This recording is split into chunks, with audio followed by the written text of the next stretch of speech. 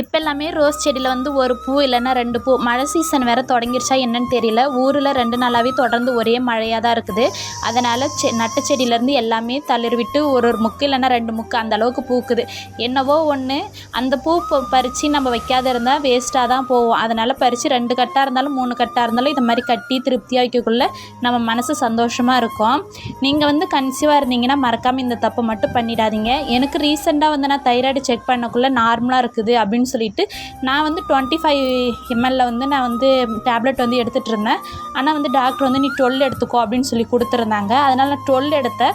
இப்போ வந்து எனக்கு தைராய்டு பார்த்திங்கன்னா இன்னும் அதிகமாகிடுச்சு. அதனால் வந்து எந்த அளவுக்கு நீங்கள் டேப்லெட் எடுக்கிறீங்களோ அதே அளவுலேயே நீங்கள் டேப்லெட் கடைசி வரைக்குமே எடுத்துகிட்டு இருங்க. நானுமே டாக்டர் வந்து கன்சல்ட் பண்ணுறத வச்சு தான் நான் வந்து 12 மெர்ஜில் வந்து டேப்லெட் எடுத்தேன். ஆனால் இருக்கிறத விட தைராய்டு சுரப்பி வந்து அதிகமாக தான் ஆகிடுச்சு. அப்படியே மதியானம் லஞ்சுக்கு வந்து சிம்பிளாக வந்து சப்பாத்தி செஞ்சுருந்தேன். இந்த வீடியோ பிடிச்சா லைக் பண்ணுங்கள்.